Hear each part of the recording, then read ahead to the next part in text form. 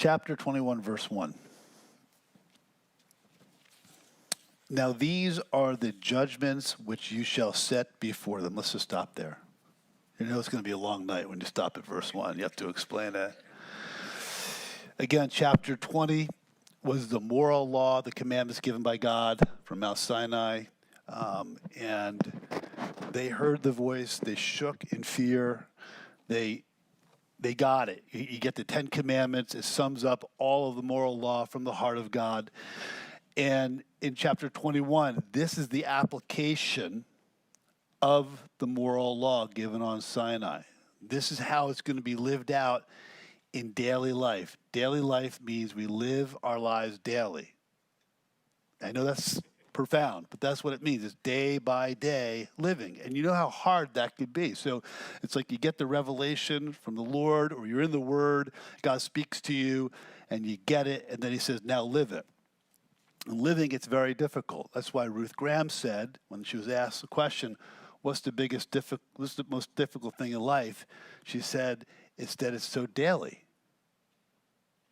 I got to do this every day. So she was the wife of the well-known evangelist Billy Graham. But came down to it every day. You got to get up in the morning, and you got to come to God and seek him in his word. And then you have to take what he tells you in the word, and then you have to live it out. There's great challenges in that. So God is saying, here's how you're going to apply the law in specific circumstances that are going to happen in your life. God knows exactly what's going to happen. He knows the nature of man, and he knows the sin of man, and he knows the difficult situations. He's saying, this is what you're going to do. It's the same thing with us.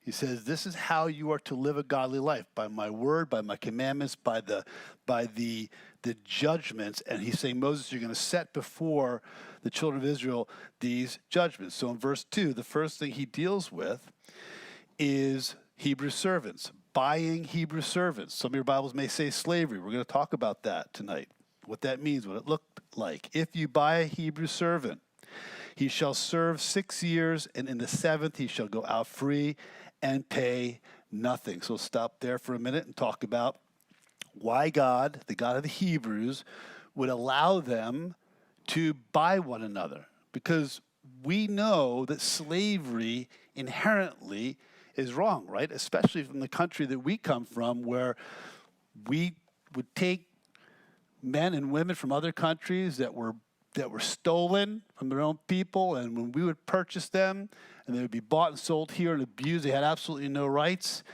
And the children of Israel themselves became slaves to Pharaoh. Why would God begin with that? I mean, well, if you think about it, the whole book begins with him redeeming a people from slavery for himself. And he tells them in the first commandment, I delivered you out of bondage. That's why you're not going to have any gods other than me, because there are no gods. You're enslaved to these gods. You were enslaved to these people. And now why would he tell them that it's okay to buy a Hebrew servant? So the first thing to understand is that slavery was just rampant in all nations. There's still slavery today. It's been abolished in our country, yes, but there's still slavery in other nations today.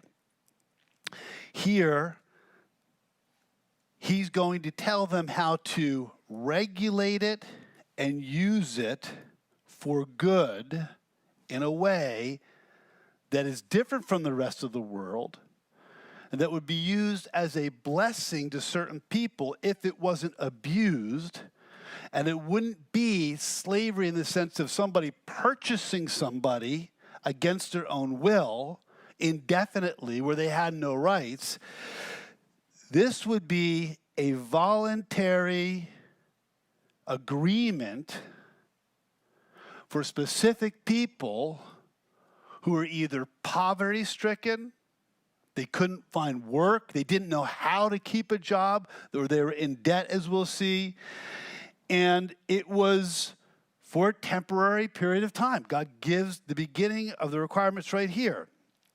He will serve 6 years, and in the 7th he shall go out free and pay nothing. So there's a time limit on it, right? In other words, he's saying at the end of the sabbatical year, you have a Sabbath rest during the week. 6 days you work, the seventh you rest.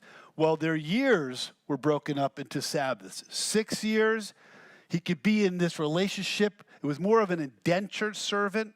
In some ways, as you looked at it, historically, it was almost like an apprentice. I have nothing. I have no money. I'm in debt. The man would come to somebody who was wealthy, who had work, who could teach him. He'd say, well, here's the deal. It's almost like a business agreement, but you stay there, you got room, you got board. There was a wage. You learned a trade. But it would last 6 years. And at the end, it was over. And when they left, they didn't leave empty-handed. Turn to Deuteronomy chapter 15. When you look at Deuteronomy chapter 15, then Leviticus chapter 25, you have to do this on your own because we don't have enough time to dig into all this tonight. You see, you have to understand the whole context so we don't misunderstand what God was laying down as a foundation for servanthood here. It wasn't like the slavery in the world. They understood what slavery in the world was. He's saying, hey, if you do this, it's going to happen like this because you were slaves and I redeemed you.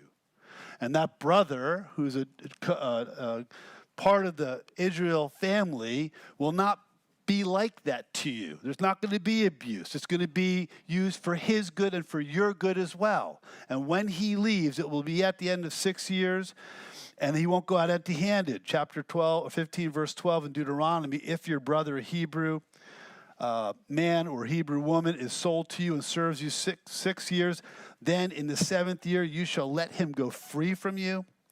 When you send him away free from you, you shall not let him go away empty-handed. You shall supply him liberally from your flock, from your threshing floor, and from your winepress. From what the Lord your God has blessed you with, you shall give to him. You shall remember that you were a slave in the land of Egypt, and the Lord your God redeemed you.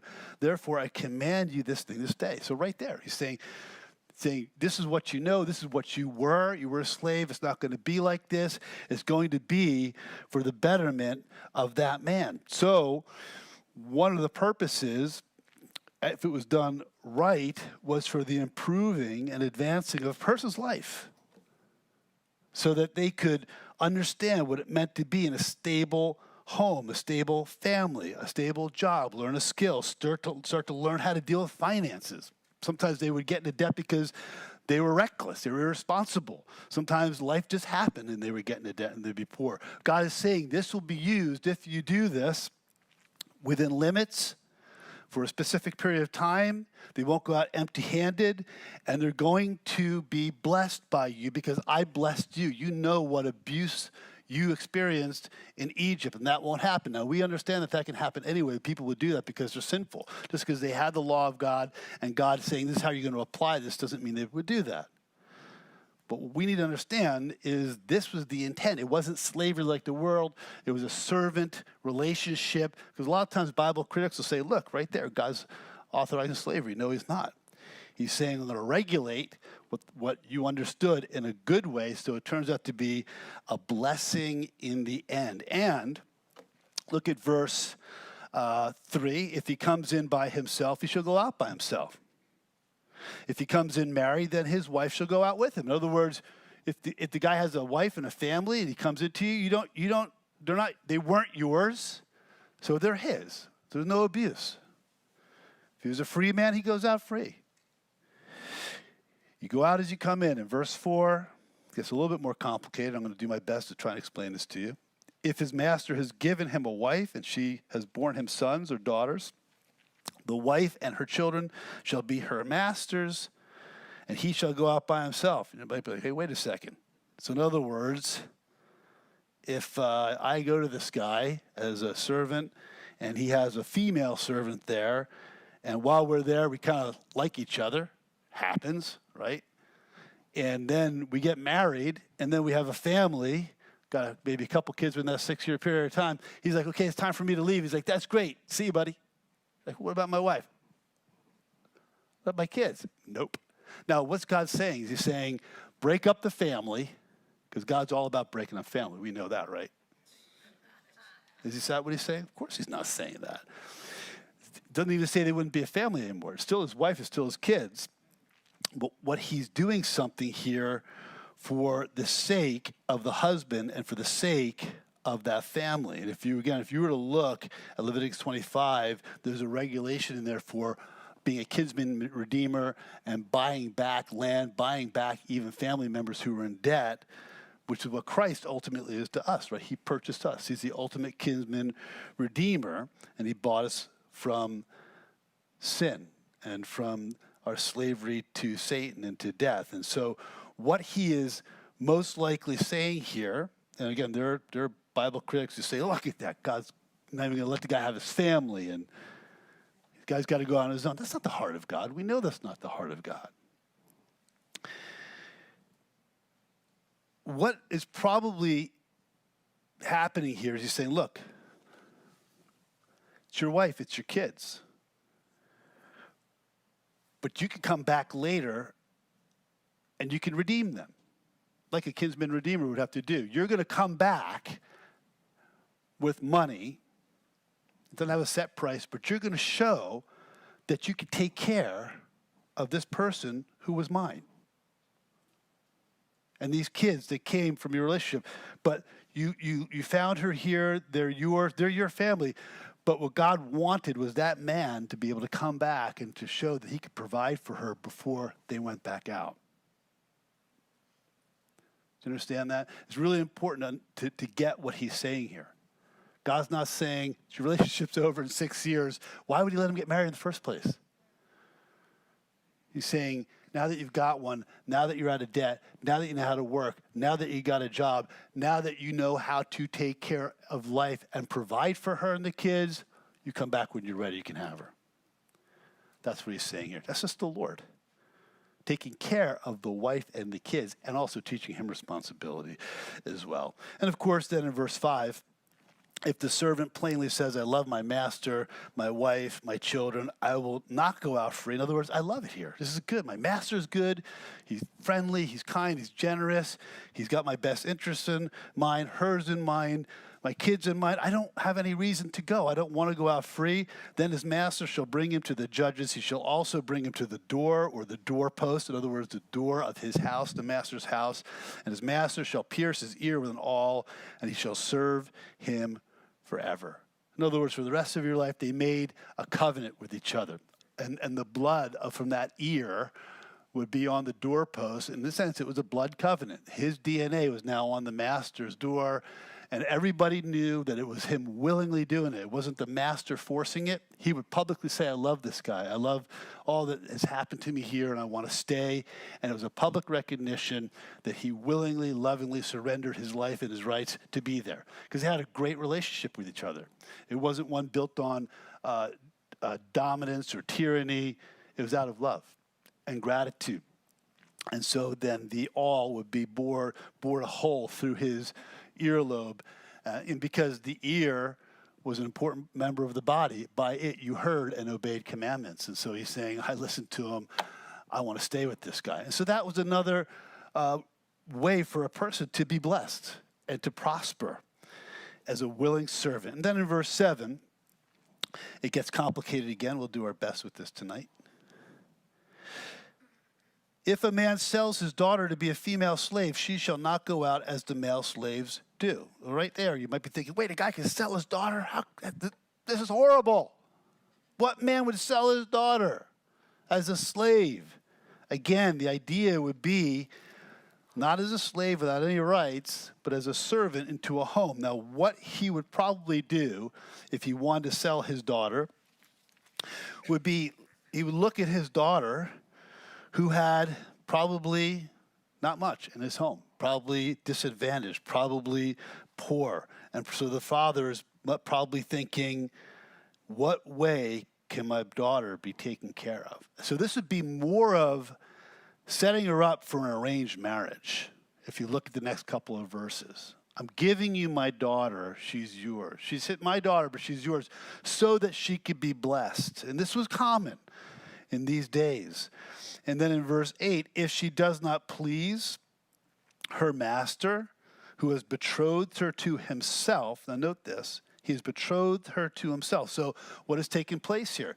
He has received money for his daughter. So he's got, it's almost like a dowry. A dowry could be sometimes from the father for the daughter, or the man trying to put money out for the daughter to marry her. So this is a man who's received money, and also he's putting her in a more favorable circumstance. And this man who's wealthy has betrothed her to himself. Then he shall let her be redeemed if he doesn't like her anymore. So she spends some time with him. He says, he shall have no right to sell her to a foreign people, since he has dealt deceitfully in others. In other words, they made an agreement. And he says, I don't want to marry her. But what do we learn here? That she became a part of this wealthy man's family, either A, to marry him. If that didn't work out, then she was to be sent back home. The second thing that could have been a possibility in verse 9, if he has betrothed her to his son. So in other words, the poor man looks at the rich man. If you don't marry her, then maybe the rich man said, well, I was going to betroth her to my son, so that if that worked out, he shall deal with her according to the custom of daughters. In verse 9, if it works out, what would she be like? She'd be like adopted into the family. It doesn't sound like abusive slavery. This is the idea, again, of putting the daughter in a favorable circumstance so that either she's marriable to somebody who's better off, or to his son. And if it didn't work out, she would not be sold to somebody else, right? She would be sent home to her father. Verse 10, and if he takes another wife, he shall not diminish her, the daughter's food, her clothing, and her marriage rights. In other words, you can look at this a couple different ways. He puts her away, and they did. They divorced a lot back then. There's regulations for marriage and divorce. Not that God approved of divorce, but he would teach them how to regulate it in a godly way. And then later, of course, Jesus in the New Testament would say the reason why there was divorce in the first place, because of the hardness of your heart. So as God's revealing things to these people who came out of the world and polygamy and just divorce and put them away, there was absolutely no protection, no rights. God's saying, okay, we'll start right here, just how we're going to start to regulate what your understanding of slavery is and marriage and divorce is. And what's he doing in all of this? He's teaching them how to be responsible. He's teaching them how to protect women. The women who were often abused, who had zero rights in these cultures. God is saying you are not going to treat them like that. And if this guy ends up taking some other wife, then she's going to be taken care of. She's going to have food. She's going to have protection. She will have marital rights. All those things are going to be given to her. How do we come away with something from these passages? Number one, if somebody's poor, somebody's in debt, somebody needs to learn responsibility, you don't just give them handouts or hand them over to the government. You give that person an opportunity. You try to help them, right? You don't just cast them off as worthless. God's saying, help your brother who's in need. Again, don't enable them in sin or irresponsibility, but if you could give them an opportunity, give them an opportunity. Try to build them up. Try to help them. If you're a business owner or an employee or a boss, you want to try and, instill skills in people and help them so that they could learn how to be responsible, learn how to get out of unnecessary debt, unnecessary wastefulness in their life, so they can have a wife or have a husband and have a family. God's caring about his nation. He's going right down to the heart of it. He's saying, you were slaves. I'll tell you what you're going to do with somebody. You're never going to bring somebody slavery like you did in the world. You're going to help that person. You're going to build that person up. And it's over at the end of 6 years. And if you have such a good relationship with the person that you're serving and he wants to stay, you're going to bless that person. It should be a relationship that's so good that servant wants to stay. And if a father is so poor that he needs to send his daughter into another family, you give that person something for her, honor him, and then you take care of her. And if you're not going to marry her, or your son's not going to marry her, you're not going to sell her or use her or abuse her, you're going to give her an opportunity for her family to take her back, and you're going to provide food and shelter and all these rights. And it's the same thing for us. God is valuing the family and human dignity and women. Again, so many times people look at the scripture and say, God says trash women. He is absolutely not. He's elevating them to a place they never had in these societies. You get to the New Testament, Paul is saying something so radical like, husbands, love your wife. And the Greeks were like, love who? Aren't they like slaves? He's saying no, at all.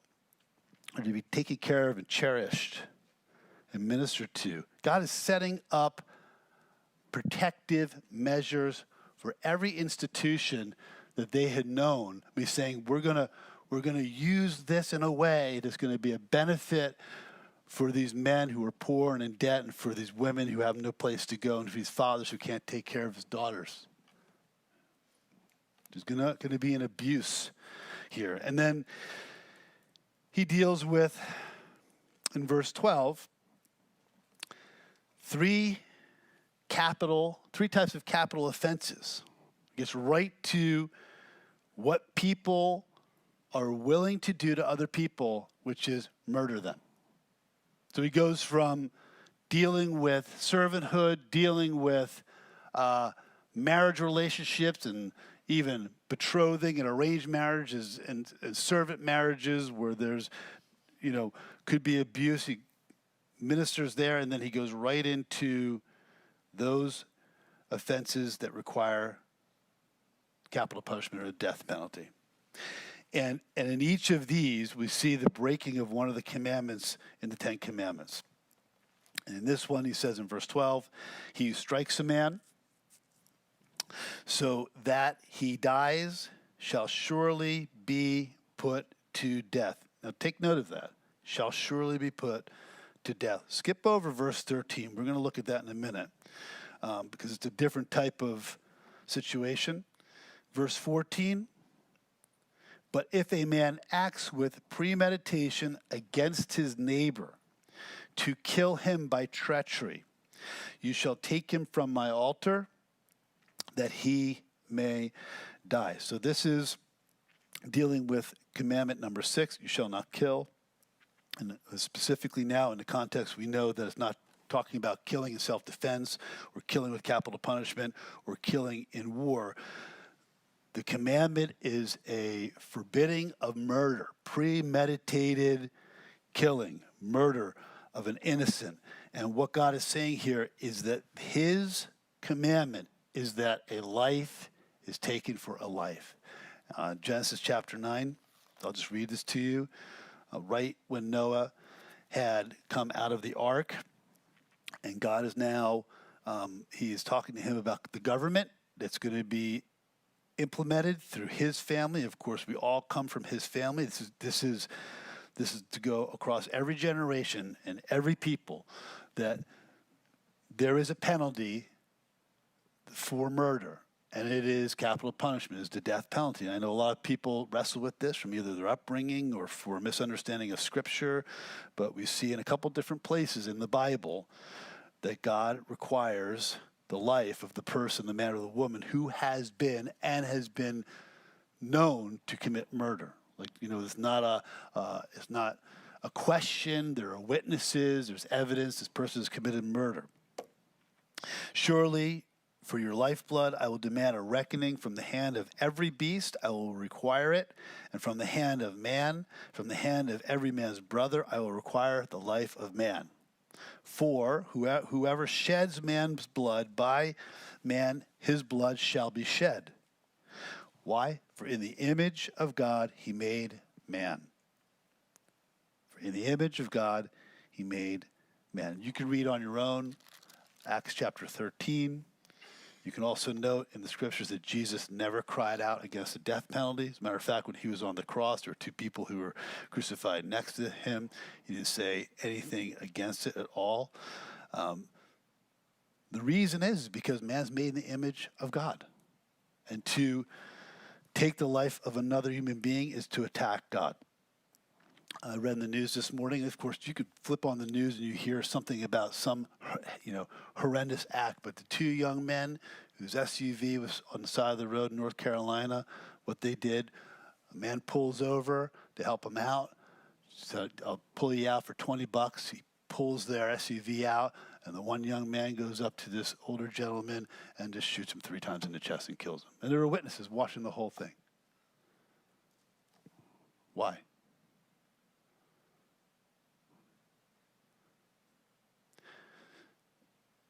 And this happens all the time. Murder. People have no regard for human life. Looking at another human who's made in the image and likeness of God, and God is saying, for that person needs to be put to death. From the commandment of God. And this is what he's saying to his own people. He who strikes a man so that he dies shall be surely put to death. If it's premeditation against his neighbor to kill him by treachery, you shall take him from my altar that he may die. What does it mean, take him from my altar? If you look at verse 13, if somebody doesn't lie in wait, it's not premeditated, and something happens, there's an accident. And we'll talk about another situation where somebody could get hurt. It wasn't premeditated murder. There's an accusation. But somebody thinks that somebody else killed this person. God says that he appointed a certain place to run to. However, if he did not lie in wait, that's premeditated murder, but God delivered him into his hand, then I will appoint for you a place where he may flee. So in other words, there could be a circumstance where this person, it wasn't his intent to kill somebody. There were 6 cities of refuge in the promised land that were given that they can run to. 3 on one side of the Jordan, 3 on the other. And they can run there, and then when they got there, of course, there'd be those who want to avenge blood. He was protected until the officials of that city, the priests, would show up and make a determination to see if he was guilty. If he wasn't guilty, the man would be there. He would plead with God. He'd lay his hand on the altar. Okay, I'm here because I'm taking refuge here. If he wasn't guilty, then he would live. But you have to stay in that city. If he was determined to be guilty, even though he ran there, he'd be put to death. If you remember, in 1 Kings chapter 12, remember Joab? David said, when I die, he said to Solomon, when I die, don't let his gray hair go down to the grave in peace. Why? Because he had killed a lot of people, innocent people. It wasn't about war. So when David dies, Solomon sends Benaiah to put him to death. What does Joab do? He runs into the temple and holds onto the altar. What was he doing? He was looking for refuge. What happened? They took him outside. No, actually, they killed him in the temple. Because it was justice. So God's saying, if a man's a murderer and he's taken innocent life, he's to be put to death. If it wasn't premeditated, there's a place for him to run to. There's justice. And then in verse 15, he who strikes his father or mother shall surely be put to death. Some of you guys might be thinking, I'm going to die because I've wanted to swing at my mom or whatever. Maybe there was an altercation. Should he be put to death? The word there for strike is the Hebrew word nakah, which means to violently assault them in an attempt to kill them. And this happens in our country as well. It would happen in the nation of Israel. People would try to do the unthinkable. And God is saying here that that person, that son or that daughter, whoever it is, would be put to death. Verse 17, he who curses his father or his mother shall surely be put to death. What does it mean? Somebody yells at their mom or dad that they're to be taken out and stoned to death? It's not what it's talking about. It's not talking about one act of disrespect, but it means to curse them, to reject their life, their values, the law of God himself, to disown them. And by disowning them, they're disowning the Lord, and specifically carrying into old age a refusal to care for them. If you turn to Matthew chapter 15. Matthew chapter 15, Jesus brings this up. And we see how serious God is about the keeping of commandment number 5, that you were to honor your father and mother. And he's saying if there's an assault, a violent assault, or if there's cursing, that person is to be put to death. Matthew chapter 15. Why do you also transgress the commandment of God? Because of your tradition. For God commanded, saying, honor your father and your mother, and he who curses father or mother, let him be put to death. Notice what Jesus said here. He didn't say, but you shouldn't do that, because that was the Old Testament, so we don't hold on to that anymore. He lets it out there. He's basically saying, you curse your parents. You do everything you can to escape your responsibility to your parents. He's telling these people who are religious leaders that according to the law, you're worthy of death. But you say, whoever says to his father or mother, whatever profit you might have received from me as a gift to God, Corban they would call it, then he need not honor his father or mother. Thus you have made the commandment of God of no effect by your tradition, hypocrites.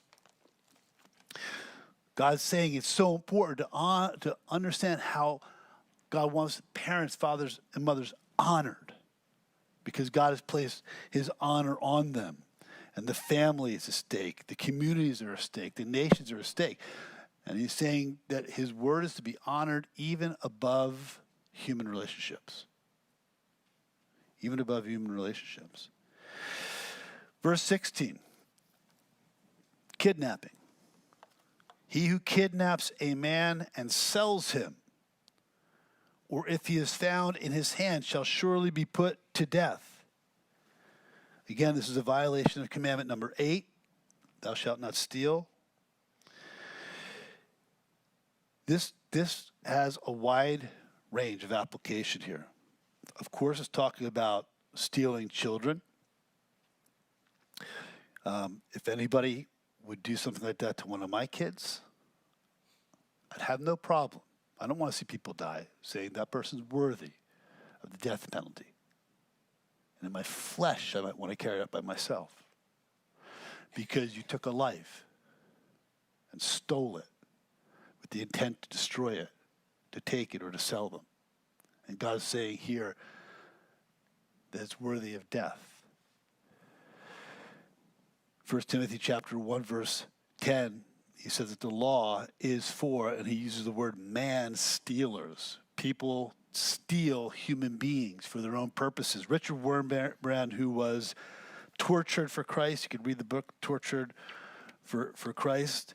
He was taken, put in prison for years, tortured, let out again, and then kidnapped again. He saw the secret police pull up, grab him, throw him in a truck, and torture him again. He said, now I know more what Paul meant when he said man-stealers. I was stolen. I'm a man.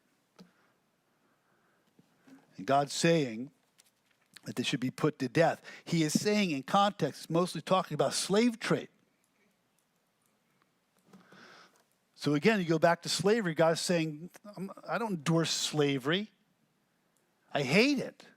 The type that the world has, where somebody can take another man's life or a woman's life and sell them or own them without any rights, they should be put to death. It's what Joseph's brothers did to him with the Midianites. No man, he's saying, no man, high, low, rich, poor, should ever be stolen, traded, sold, kidnapped. God's saying they should be put to death. It's pretty heavy, but he's saying right from the get-go, you take the law of murder, you take the law of honoring father and mother, you take the law of servanthood, you take the law of stealing, this is how it's to be applied. And then we get to some laws that have to do, that are not worthy of the death penalty. A little bit of a breather here for us now. A little bit of a lighter offenses, but not worthy of death penalty, but they still need to be dealt with. In verse 18, if men contend with each other, a fight, one strikes the other with a stone or with his fist, and he does not die, but is confined to his bed, if he rises again and walks about outside with his staff, then he who struck him shall be acquitted. He shall only pay for the loss of his time and shall provide for him to be thoroughly healed. So he knows what's going to happen. Two guys, they have an argument. It escalates. These things happen. Somebody hits the other guy. Lights out. He's not dead. Or takes a blunt instrument, a rock, a stick, something, and damages him. But he doesn't kill him. What is God saying needs to take place? If that person is now compromised, he's walking around with a staff. Now, maybe he's faking it. You know, he's got the neck brace on there, right? And he's like, you know, and the guy's like, I didn't hit him that hard, I'm telling you, right? But everybody's, you know, it's proven that he really did damage him, and so he's now compromised. What is God saying here? He's saying that you got to provide for him. In other words, you have to compensate for his disability. If he was on the job and this happened, it would be workman's compensation. So in other words, if you, and we should think about these things. If you get in an argument with somebody, before you slug them, God already knows that these things happen. Think twice. What's going to happen if I do this? I'm going to ruin my testimony, right? And if I hurt this person, God's saying, let me just get real practical with you. If you damage this person, right? Even if he was rude to you or she was rude to you, whatever it is, if they're disabled, he's saying you need to now compensate for that person because they can't take care of themselves like they used to. So God requires restitution. He's all about compensation as long as it's not, you know, abusing a system or based on greed. And he's saying, think twice before you get into a fist altercation with somebody. Okay? But he's saying, I know these things take place. I think it's interesting that he has this here in the scripture. He gives the law, and he's like, oh, by the way, a couple guys get into a fight, you beat that guy up, he can't work anymore, you got to pay some of his bills. Let's move on. No hospitals back then either. You know, so it's probably a little bit cheaper, but still, you got to take care of the guy that you knocked out. I won the fight. Yeah, here's your bill. Oh, next time I won't hit him or pick up a rock and throw it at him. Verse 20, if a man beats his male or female servant with a rod. Apparently they had rights. If they were stubborn, they didn't want to do their job. It's a bad relationship. So they use corporal punishment so that he dies under his hand. He shall surely be punished. In other words, if you are an owner of a servant, you can't just do whatever you want. You beat him, they die, you die. You're punished. Most believe is talking about capital punishment here. So there's a limit to what you could do. Verse 21. Notwithstanding, if he remains alive a day or two, he shall not be punished, for he is his property. In other words, he has a right to bring in some type of discipline. But again, not to the point where he could abuse them.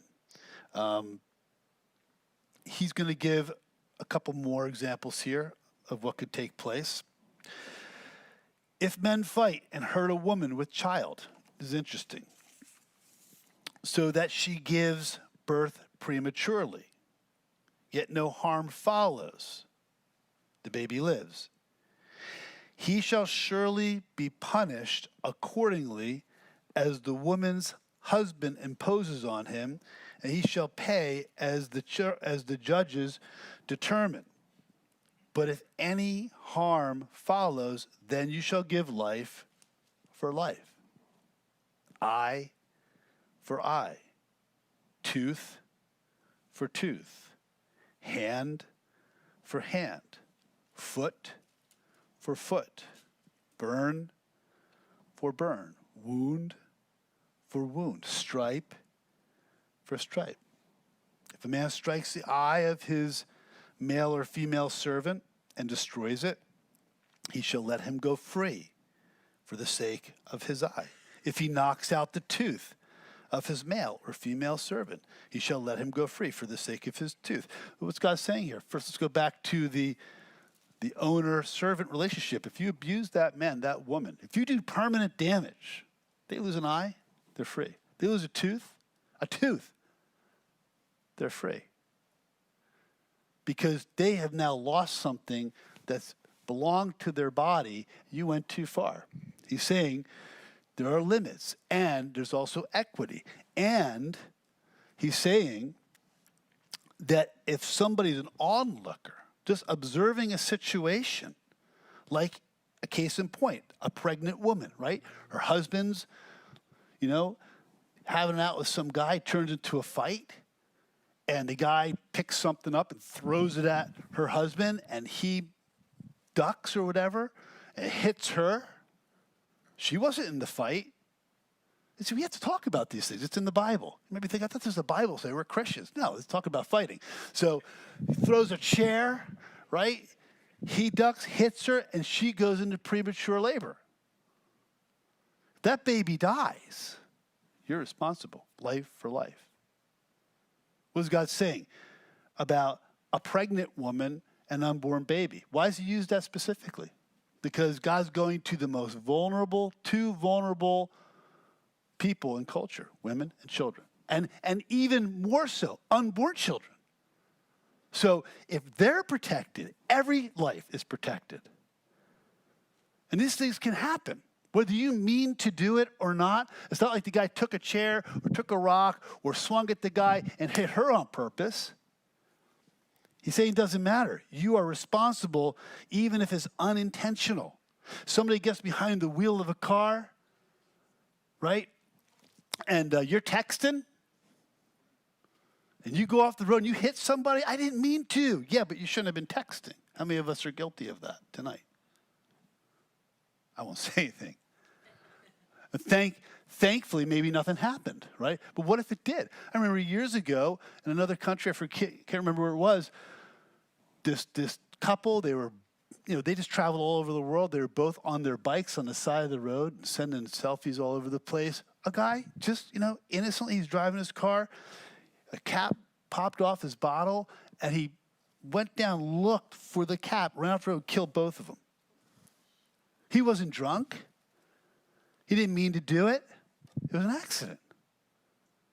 But he's responsible. God's saying you have to hold responsibility if it's the person and if they're intoxicated. How many people have been maimed or killed because somebody's irresponsible? I didn't mean to do it. Yeah, but you were drunk. Be responsible. I didn't mean to do it. Yeah, but you should have been on your phone texting. I didn't mean to do it. You shouldn't have been in a fight in the first place. He's saying that there's responsibility. And he's saying on the basic level, women, again, and children, women and the unborn are protected. Then there's negligence. God deals with negligence here. Look at verse 28. One's unintentional, right? I didn't mean to do it. One is just, I'm really not paying attention. I'm not taking care of things like I should. It has to do with an ox.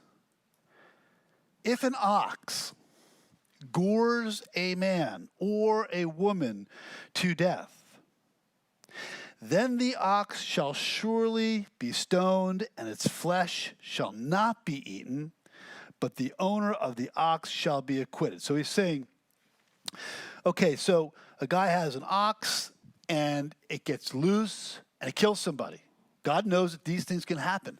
Sometimes we look at the scripture like, man, he's recognizing the fact that there's an ox, a wild animal, that's owned by somebody else that could kill somebody. God's forecasting what's going to happen. So when things happen that are very difficult for us, accidents, right? We might say, look, where are you? He's saying, I'm right here. I'm telling you these things will happen.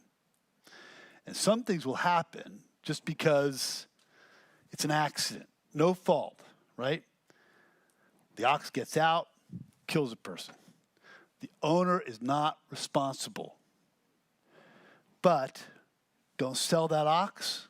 Don't eat it like it's a sacrifice. Don't have fellowship. Like, well, I know it just killed your brother, but we're going to have some burgers out of this ox tonight, okay?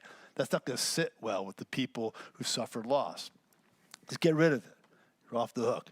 But, verse 29, here's where it gets a little bit more complicated. If the ox tended to thrust with its horn in times past, and has been made known to his owner, and he has not kept it confined. See the difference there?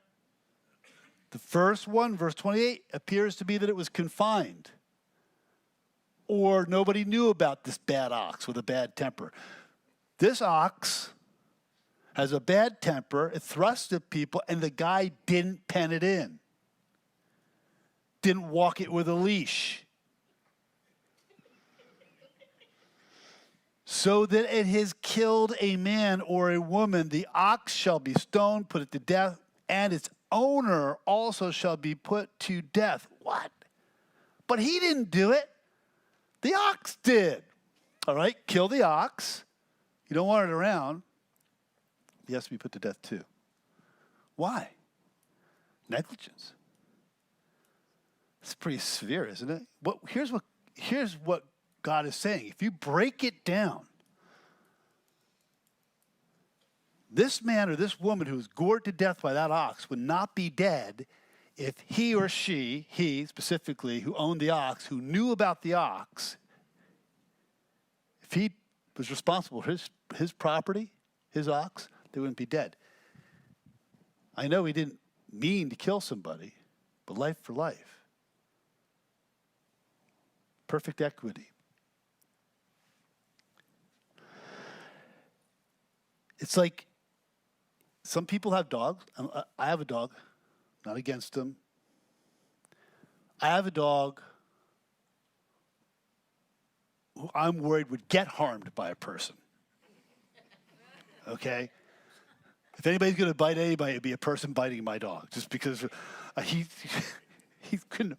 The only thing he might do is accidentally run you over when he's wagging his tail and body. He's a yellow lab, so I'm no worry about it. He scared people before, though. He runs out, you're like, come here, you dope.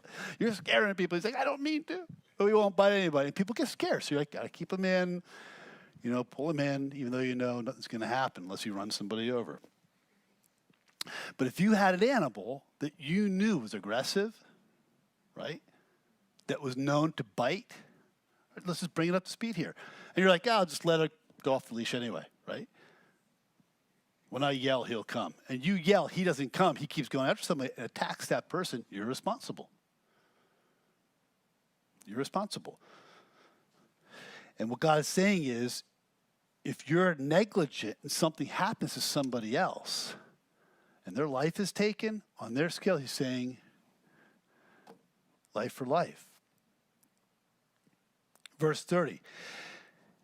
If there is imposed on him a sum of money, then he shall pay to redeem his life whatever is imposed. Whether it has gored a son or gored a daughter, according to this judgment, it shall be done to him. What's God saying here? The ultimate life for life. In other words, that person could be put to death. But if the family says, look, I don't want him to die. Just settle with us. We're taking care. We lost our husband. We lost our son. There's got to be some type of requital for this because of what you were negligent. It's your responsibility. So what's God saying? You can have mercy on this person in this case because it was negligence. But he's worthy of death because of negligence. But you can work it out where there is redemption. Then in verse 32, if the ox gores a male or female servant, he shall give to their master 30 shekels of silver, and the ox shall be stoned. In other words, the ox is put to death. What's God saying here? Even the person who is a slave, a servant, is valuable. You have to pay the owner for what you have done. If there's redemption, there needs to be payment even for the life of that person. They have rights, and God cares about them. The owner of the pit, verse 33, if a man opens a pit, or if a man digs a pit and does not cover it, and an ox or a donkey falls in it, the owner of the pit shall make it good. Just basic common sense. He shall give money to their owner, but the dead animal shall be his. If one man's ox hurts another's so that it dies, then they shall sell the live ox and divide the money from it. And the dead ox they shall also divide. So there's equity. There's retribution here. Okay, so it's not intentional, but it still happens. So there's a loss. You need to make it right. Or if it was known that the ox tended to thrust in time past, and its owner has not kept it confined, he shall surely pay ox for ox, and the dead animal shall be his own. So it's not the life of a human being, but it's the life of another animal. So what does he say? Ox for ox. He's saying here, in the nation's life, there has to be justice. You take the Ten Commandments, and he begins in chapter 20, and he deals with all these relationships, and in the end he says there has to be justice, how you deal with things, which is so important. Eye for eye, tooth for tooth, hand for hand, foot for foot, burn for burn, wound for wound, stripe for stripe, life for life. Because God values life. God values property. God values the servant on every level. He's saying this is what's righteous. Of course, he also values mercy. He also values mercy. A couple thoughts here as you look at this, because you're like, man, that's a pretty heavy chapter. Do I want to come back for more in chapter 22? Of course you do. You want to come back for more. Come back next week. Even the slave was valuable to God, because in human life, the human system, like, who cares? You know what? Somebody's animal gored your slave. God's saying there's a price for that. 30 pieces of silver, written right here, right? 30 pieces of silver. What was the price Judas received for Christ? 30 pieces of silver for Christ. What an insult for Christ. He was sold, betrayed for the price of a slave that was gored by an animal and left to die. But the price he paid for our sins was eternal, infinitely precious blood of Christ. The one who's giving this law is the Word of God. It's Christ. You can't separate it. Right? So when you look at the law and you look at the application of the law, we need to remember that this is coming from Christ. In Matthew chapter 5, he brings this up. And we need to remember how this applies in the New Testament. Because a lot of times people say, look, this doesn't apply to us now, right? Eye for eye, tooth for tooth, hand for hand. In Matthew chapter 5, Jesus talks about these things. He talks about people who offend. He says, you have heard it said, an eye for an eye and a tooth for a tooth. But I say to you, I tell you not to resist an evil person, but whoever slaps you on your right cheek, turn the other to him also. So is he throwing the whole thing out? Wait a second. What do you mean you heard it said, but I say it to you? Here's what he's saying, and here's what he's not saying. Let me deal with what he's not saying first. He's not saying throw it all out. In other words, he's not saying there shouldn't be retribution. He knew there should be retribution. He gave the law. In civil society, if somebody wrongs another person, they damage somebody's property, the right thing is for there to be compensation, right? Get into a car accident, it's somebody else's fault, they should compensate you. That's why you have insurance. If somebody's animal gets out and harms your child, there should be compensation, right? But what people do is they take the law and they use it for personal gain and personal advantage, where they abuse it. And what Jesus is saying, when it goes past normal compensation, righteousness, what God ordains, when it goes now to personal insult, personal vengeance, don't go there. The reason why he said, if somebody slaps you on the right cheek, don't resist evil, give them the other one, is because probably seen this happen before. Somebody would lift up their right hand and slap the right cheek. To slap the right cheek, they would use the backhand, right? It was an insult. What's he saying? All right, so somebody insults you. They've wronged you. You can strike back, or you can turn the other cheek. Don't resist evil. What's he saying? You can show mercy. You can show mercy.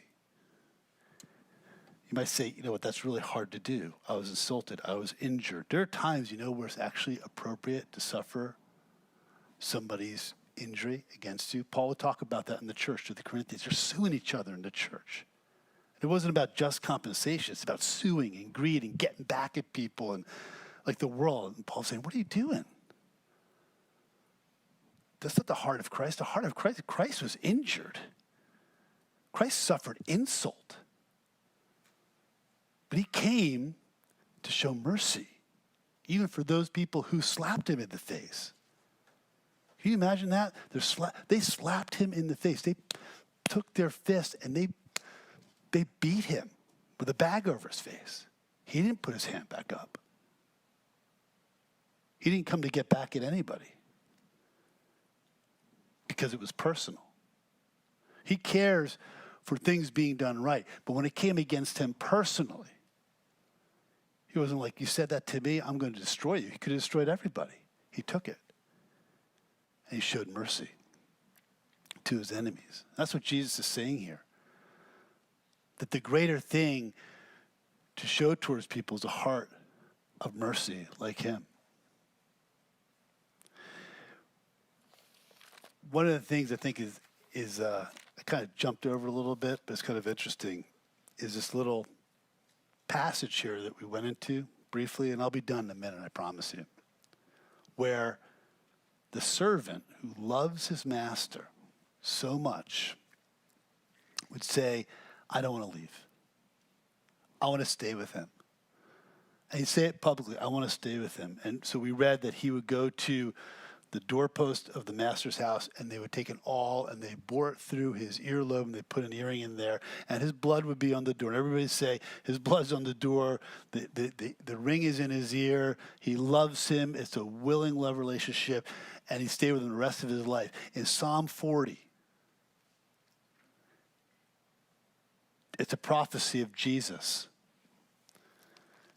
and his relationship with the Father. And it's quoted in the book of Hebrews. But it's a reference to that passage we read tonight. It's a relationship with the Lord. He says, sacrifice and offering you did not desire. My ears have you opened. The word there is digged. My ears have you opened. Burnt offering and sin offering you didn't require. Behold, I come in the volume of the book. It's written of me. I delight to do your will, O my God. Your laws within my heart. Christ, he loved the Father. He loved the law. And it's a picture here of a servant to the Father who had his ear opened. Right? And Jesus loved God and willingly went to the cross for us. Willingly had his hands driven to the tree, right? The nail piercing his hands, piercing his feet. The blood stained on the cross, right? For our covenant. He brings us close to God by the blood of his cross. And it's that master, when we know him, when we love him, we want to serve him. Just like the guy in the Old Testament says, I love my master, I want to stay here. Jesus says, I love my Father, I want to serve him. And it's the same thing with the Christian. I love him. I want to serve him. I want to be obedient to his word. I want to, because I know him. That's the heart of God. He wins our hearts over. Abe Lincoln went to a slave auction and saw them getting bought and sold. He hated it.